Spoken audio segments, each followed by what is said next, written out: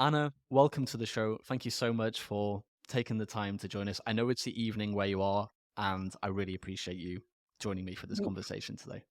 Yeah, no problem. Thank you. Thanks for having me. It's an honor.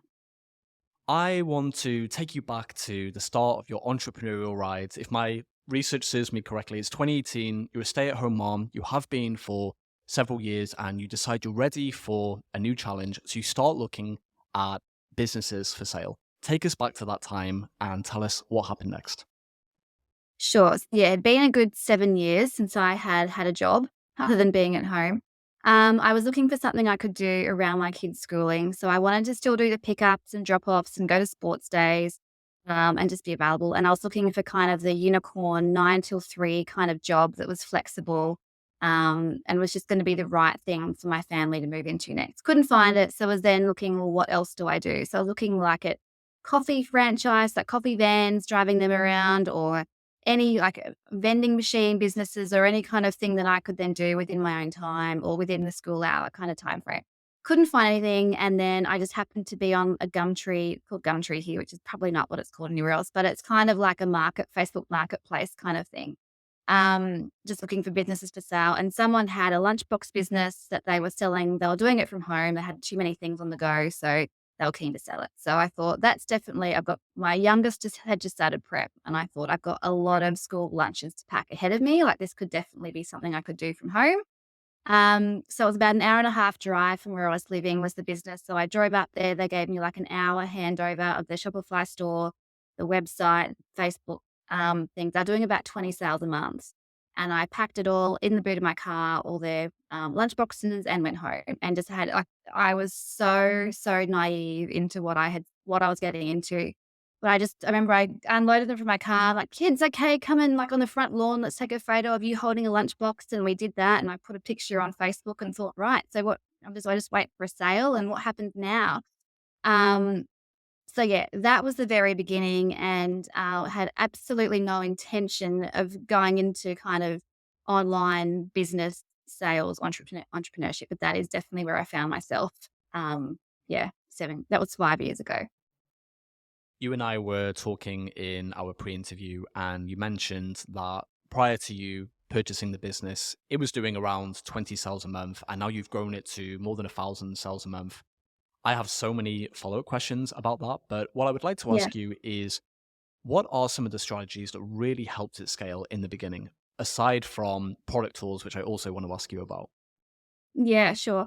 So I think I was just so green and so out of my depth and had no idea what I was doing that I joined a couple of like online local marketing kind of Facebook groups and trainings and thought I just in my head I was determined to make this work. Whatever it was going to be my next step. I'd had 7 years of not working. I had so much I wanted to give that I was just ready to go all in. So I listened to a lot of marketing kind of podcasts and training groups and heard that video was a really important element of business. And I like one of the things with lunchboxes is, you could buy one from Kmart for $5, or you've got the ones that I sell on the website for $40. So, not I, people had kind of decided that they wanted the improved version, like the leak proof, the airtight, all the qualities that came with a more expensive lunchbox. But when you've got 10 staring at you on a website at the same price, like $40 is a lot of money compared to $5. How do they make the decision of which one? So I want to make the right one. So I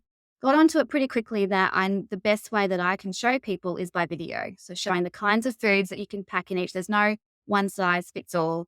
Depending on your child's age and the kind of food they eat, their appetite, there's going to be a different type of lunchbox for you. So I worked on that pretty quickly. Started doing Facebook Lives every week, just from my kitchen, packing food, showing what I'm packing my kids for lunch today, what lunchbox I'm using, and why. And that kind of was the start of people talking and recommending to family or to friends. You need to look at this person and their lunches, and I've got a really, we've got look at my new lunchbox, and you need to see her and that kind of thing. That's super interesting. So you were getting this rapid feedback in real time from people watching these videos. Yeah, and a lot stay-at-home mums, like, exactly, they were me, like, mums who were at home, and it's funny, lunchbox packing, it can be a real kind of yeah, not the nicest task to have to do on repeat day after day, But at the same time, when you're a mum at home and have time, and it's the little things that you like to kind of put a bit of love and effort into for your kids, and it can actually be pretty satisfying yourself too, and rewarding. Pack a nice lunch for your kids that you're proud of and you feel good about. Yeah. I think that's a good transition into the Facebook group. I wanted to ask you about how that came about and how you're using it today. Yeah, so I was keen from the start. Well, after these videos followed, I knew that there's this real community of mums who would turn up, watch every week of my Facebook lives. And I look back now thinking, I don't know what, week after week watching me go live. But they were so keen to be part of something bigger than just packing their own lunches on their own at home. So started a Facebook group. We're now at about 13,000 members there, but it's just a really great space for parents who are packing lunches to get ideas when you feel like all your kid wants is a Vegemite sandwich 5 days a week. There are other ways you can make it look different than just the same thing, and even for your own benefit, just so you feel like getting a bit more creative. But even for your kids to try and see different things differently in their lunchbox, it's not going to be the exact same every day. Um, but yeah, I mean, when you pack a lunchbox, the kid's not necessarily going to turn around every day as well and say, "Mum, that was great. I loved my lunch today. Thank you so much." I can really tell the amount of effort you're putting into it. Like, so other mums who can say that for you and say, "Wow, that's great." Or you can share a win today for the first time. They finished all their lunch, or I tried this new thing and it worked. And there really is a great sense of community, and it help empowers mums and encourages them. So yeah, that was a space that was really lacking that was keen to fill. And it's really great because as much and all as I can be in there saying, commenting and posting as much as I want, but they connect with each other. It's not reliant on me at all.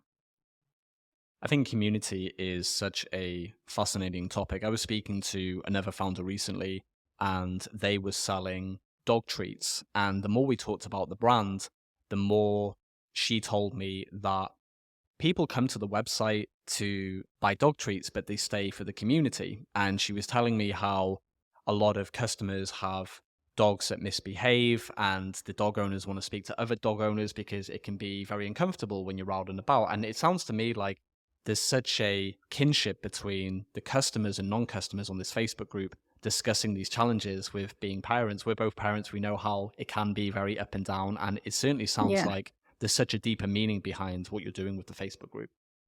Yeah, absolutely. I think it's just people being heard as well, being heard, being feeling like they've been heard, they've got a place to vent, but also to share wins and just with people who are just get it. They get it. They're doing the same thing and they totally hear you. It's a really nice space. I wanted to ask you more about video because I know that you are repurposing your videos on TikTok and other channels. What are some of the learnings that you've had from repurposing video on other channels? Are some channels working better than others? Yeah, it's funny because you can post something on Instagram, it'll go pretty well, and then you'll post on TikTok and it just went bananas, and then vice versa. I'll put something on TikTok and it went really well on Instagram, and then TikTok it was like cricket. So I find that very hard to nail. I'm not an avid TikTok user myself. I'm definitely more of the Instagram reel. So that could be probably a reason why, but I haven't quite nailed finding exactly why the TikTok would work on some and not others. But yes, we use all of them. And I also find even the best thing about video is, for example, I did a reel, I think even 2 years ago, of my kids having 2-minute noodles, which is like a huge treat for them. And we put it in a food jar. So they were taking that on a Friday for their school lunch. And so that, like, we're a lot of mums who are like, wow, that's all. Like, let's give the sandwich a break. 2-minute noodles, great. So that just went really well. And then the following year, I put a different current song backing on it and it just like went off again. So it's just funny you can just use the exact same content when it's topical, like the noodles were a great hot lunch for winter idea. And all you need to do is put the newest trending sound behind it and it just grabs momentum again. So video is definitely, I have found, one of the most timeless ways you can spend on your marketing because it's just there again and again, like evergreen content. That's fascinating. Are you looking at your analytics and saying, okay, last quarter, this video performed very well, so let's schedule it out in the future and maybe change something? Do you have any strategy behind how you're repurposing your content? Yes. So at the beginning of every month, we go back through and look at the email. So I look at like beginning of July, look back and know, what worked really well last July or it's winter for us here. So what worked last winter, and we absolutely capitalize on that. I'm all about efficiency. And if it worked then, even 12 months later, it still works now. Yeah. I wanted to ask you about email, and I guess we can go into it now. So, my question is, what automations are you using to grow the business? That's my first question.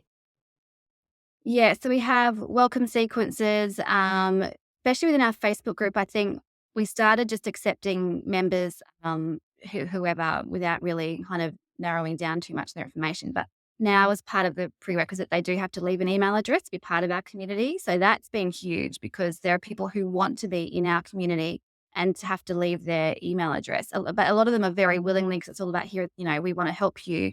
We want to help inspire you things, lunchboxes, and we're going to give you tips and tricks and all that kind of thing. So the fact that every time a member joins our group, we get their email address and they go through their own sequence. So that's really effective.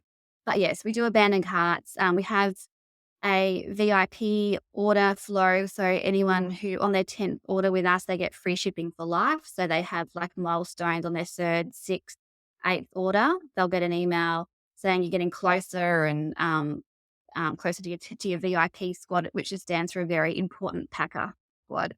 So yeah, once I hit 10 orders, and we have a lot like of repeat. It's funny because you'd think with a lunchbox you only need one, but when there's a new color comes out, a new design, they want the collection, they need matching. So yeah, it's pretty special like that. So yeah, we have a VIP squad. We have anniversary emails, and yeah, just the usual as well. That's really fascinating regarding the milestone emails. It's very common in software, and I haven't heard it used as much in e-commerce, at least in that capacity. Does that work similar to a customer loyalty program, or do you say that is separate? Exactly like a customer loyalty. I found when I do my own online shopping, when there are points involved and it kind of you need to have like 10,600 points to redeem anything, but I never know how many points I've got. I just sometimes find it all very confusing. And Mm. then you have to pay for the app to even have that in your Shopify store. So I thought I'm just going to make this very simple. And Shopify tells us how many orders each person has made. Whenever they make a new order, it says this is their sixth order or eighth order. So it is really easy to monitor, and I just thought that's gonna be our loyalty program because it encourages people to keep ordering through us. It encourages loyalty, which is exactly the point. And then by the time they've reached their 10 order, yeah, to then receive free shipping for life is a pretty big perk. So, yeah, it's worked really well for us. And is that free shipping within Australia? Because I know you're doing Yes. some okay. So, Yes. so I want to come back to that because that is something I have in my notes as well. Just on the email front, so we talked a little bit about automations. What about campaigns? Are you sending a weekly newsletter out? What does that look like? Yeah, we do about 2 weekly emails. We kind of do so every Sunday afternoon, I do a reel, either which I share on TikTok as well, of me packing lunches for my kids. So it's using a different lunchbox. Have a look at what I'm packing today.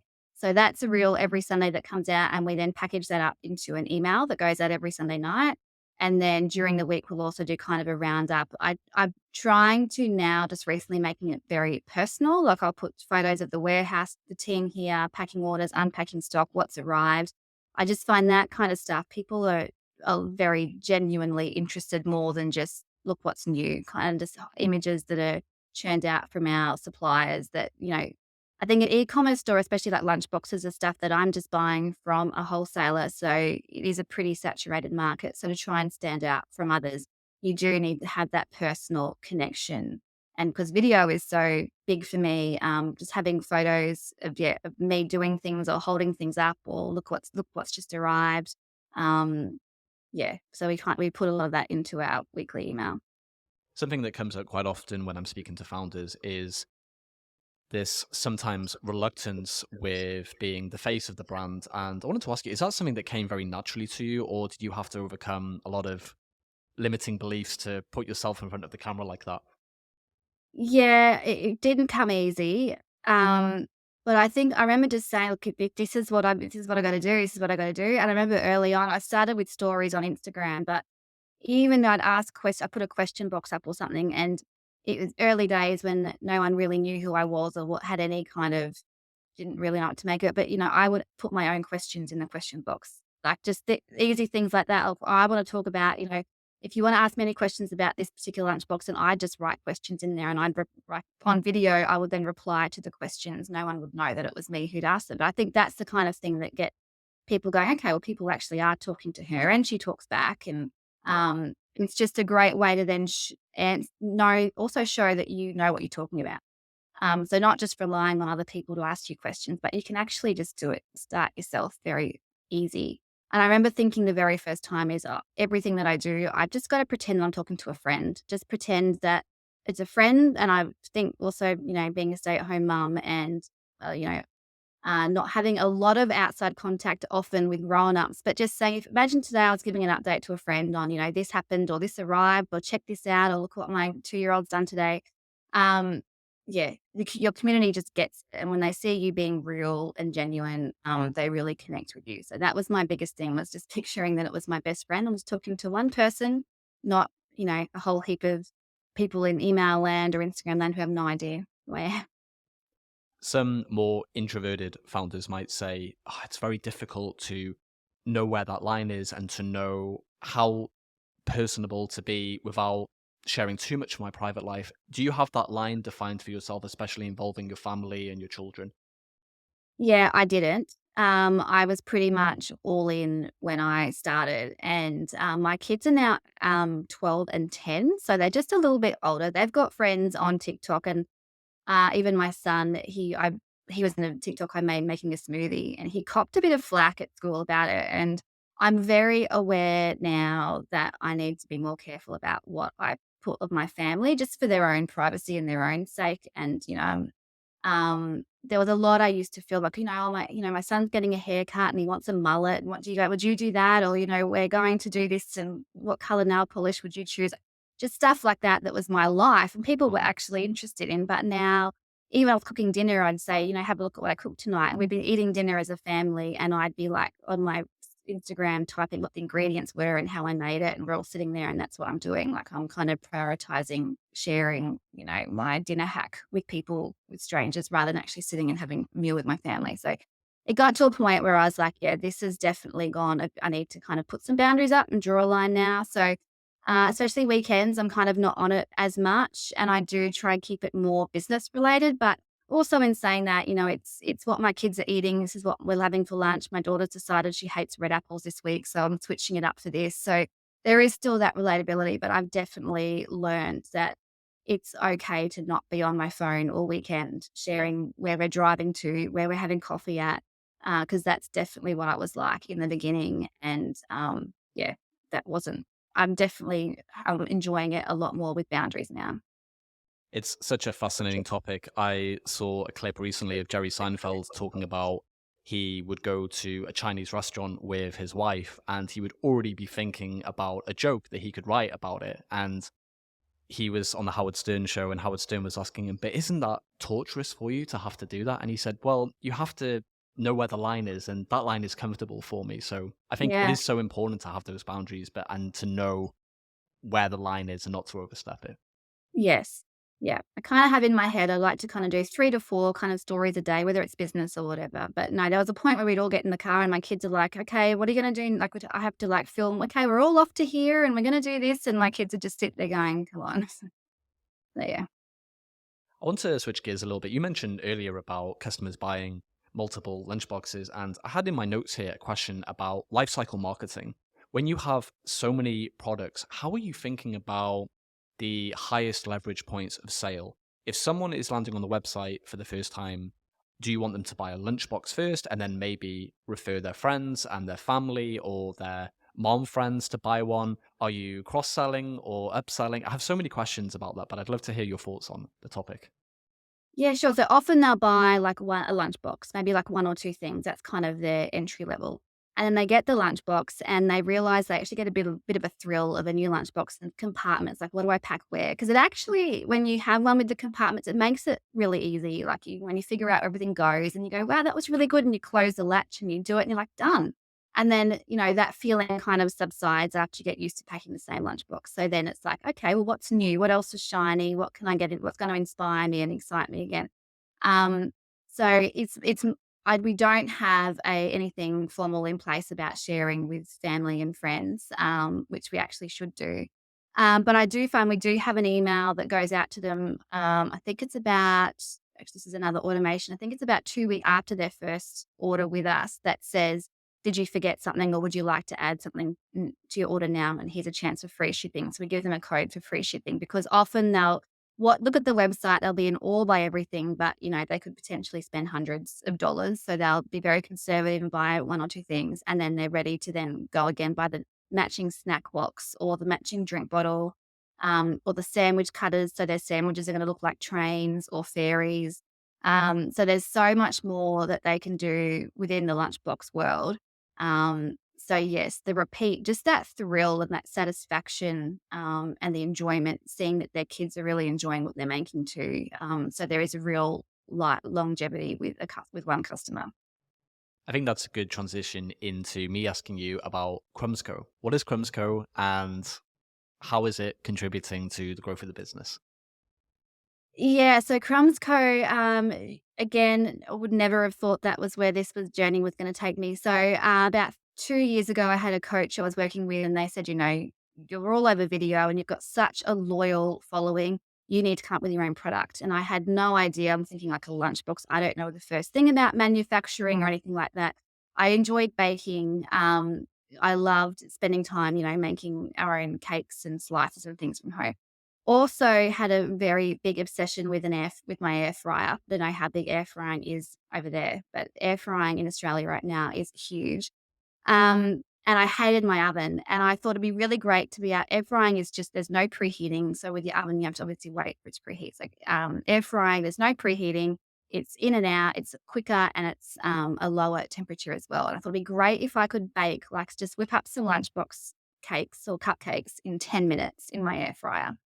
And there was nothing like that around. So I ended up finding a manufacturer in China through Alibaba, um, and decided to make our own purpose sized silicon molds for the air fryer that would also then fit into our lunch boxes. So a lot of our lunch boxes have small compartments. And if you bought like a big sized muffin from the grocery shop, you'd have to cut it into halves or quarters or squash it down with the lid to make it fit.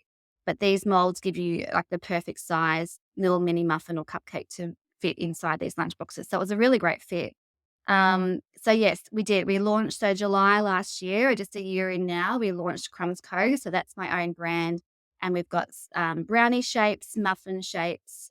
We've got a silicon loaf tray, and we are working now on some new product shapes now, which will be here later in the year. But that was kind of my step, and definitely learn as you go into product manufacturing, and has been hugely successful. Like we're 12 months in, we've sold out. We've had 3 releases and sold out within a couple of months every time. We're now in 5 countries. We've got stockists now, yeah, across 5 countries and looking to expand that further. And we're now starting to wholesale within Australia as well. So exciting times for that as well. Were you collecting feedback with each launch you did and then iterating the product over time? What did that process look like? Yeah, so we started so they were round air fryers, so that's what we started with. And the people who had dual draw, again, I don't know if this is getting too technical in the air fryer. Well, people had dual draw air fryers, they wouldn't fit in them. So then we released a range of dual draw silicon trays. And so yeah, it's kind of been people be going, oh look, I love that, but I'd like to be able to. So then the mini loaf tray came in because you can make like a mini banana cake, and it's just that whole thing of, in 10 minutes on a Monday morning, you can whip up 8 little mini cupcakes. And especially if you've got a child who suddenly doesn't like chocolate cupcakes and you've made 24 of them and you've got to find freezer space, like it just means you can make them as you need them, as you go, very quickly. So it's really convenient. And yeah, we're always taking on board requests as to how we can make them different and better, and yeah, better for our customers. You've been on quite a journey, Anna, and I wanted to ask you, firstly, how are you balancing being a founder and a parent? And what advice would you give to other parents that are thinking about starting their own online businesses? Yeah, I think about 2 years ago, we moved out of home into a warehouse space, and that was one of the best things ever as far as my family life is concerned. I could work around the clock, and I often would work around the clock when I was at home because you're always surrounded by work. Like, there were boxes of stock. There's always things I could be doing at home. And at least now having a warehouse space, I walk in the door. I mean, I definitely still do work at home at times, but it's much more about I walk in the door and it's work time, and then I walk out and I'm with my family. So I love that part of it. Also having a team. We're a team of 6 now, and that's absolutely helped me that I'm not having to do absolutely everything in the business. Um, but yeah, the biggest thing I think from starting from ground up was learning the ropes of needing to know everything from the very beginning, and then also knowing when and how to delegate, knowing that there's actually people who can help you and be an asset to your business. It doesn't just have to all be in your head.